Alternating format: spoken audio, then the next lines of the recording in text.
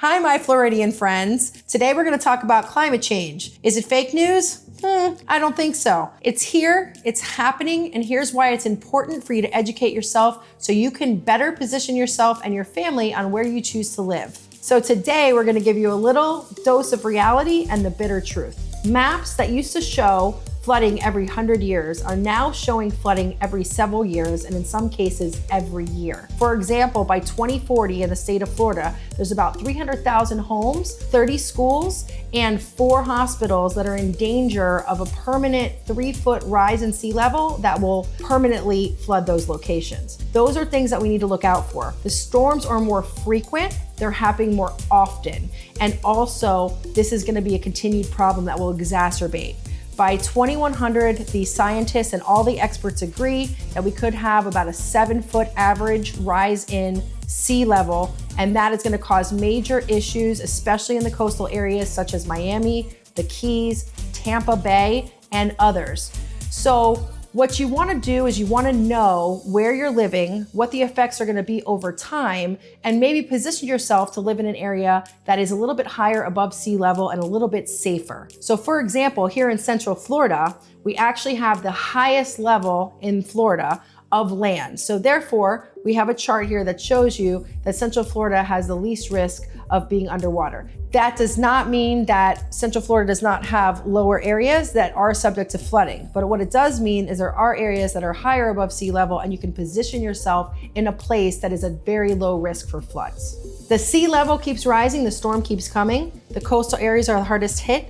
For example, Miami has about 73% chance that there'll be a 2-foot rise, according to the scientists, over the next 20 years, which means that there's a 73% chance that some flooding can affect your building in Miami. So these are important things to focus on, and it's not something in the long distant future. These are things that are happening now, and so you need to pay attention to them. Also, in the Tampa Bay area and in the Keys, they're having similar really high risk areas. The areas that are the safest are the ones that are closer to Central Florida or in higher land. So those are the areas that are the best opportunities. Now, Central Florida still does flood in certain low-lying areas, so you want to kind of understand how far above the floodplain you are.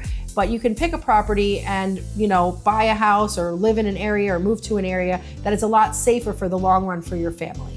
Case in point, in 2023, Fort Lauderdale got buried for 24 inches of water in 24 hours, which actually ended up costing an estimated $1.1 billion in damages. So these floods are not cheap. Fast forward 2024, there was another rain incident, cost about $100 million in damages. So these are happening more frequently, especially in the coastal areas. So be mindful of that. Obviously, that has affected insurance. Insurance rates on the coastal areas have tripled. They're the highest in the country. I think average is about $6,000 per year, but obviously it depends on the size of your house. The inland areas have about 1/3 the cost of the coastal areas. However, if a carrier is in the entire state, they have to take the risk for the entire state depending on where they write their policies. So now we're also seeing insurance rates in Central Florida go up as well. So not as much as on the coastal areas, but it is something you want to pay attention to.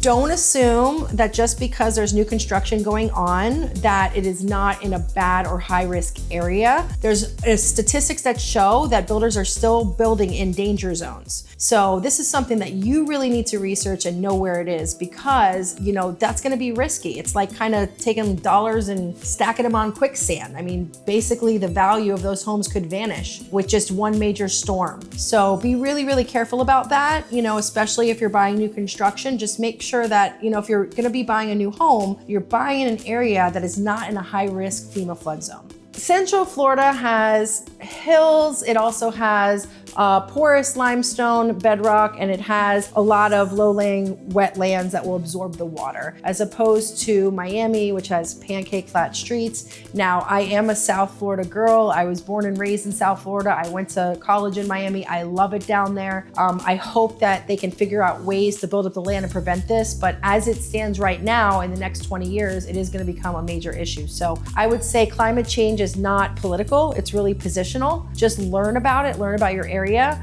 There are areas that are safe all over the state. If you cannot move or relocate, then you can figure out ways to maybe build up your land, talk to general contractors, just do some research. Maybe you can add a seawall. There's other ways that you can protect your property. So Florida's a beautiful place to live. I love the entire state, but facts are facts. Central Florida is on higher land than the rest of the state. It is not on the coast. We still get storms here, but they aren't as intense as the ones that are on the coastal cities. So it is a very safe place. It's booming in Central Florida. There's so much construction. There's so much to do. And that's one of the reasons that we chose to relocate to this area. I don't want to sugarcoat it or be misleading. Central Florida does flood. It does have flash floods. In November 2023, you might remember that there were certain areas that were underwater. However, those floods are short, localized floods. So they are not like the persistent tidal floods that are actually affecting the coastal areas. So it is very different, and you just want to understand the dynamics, the topography of Florida, so you can make the best decision for you and your family.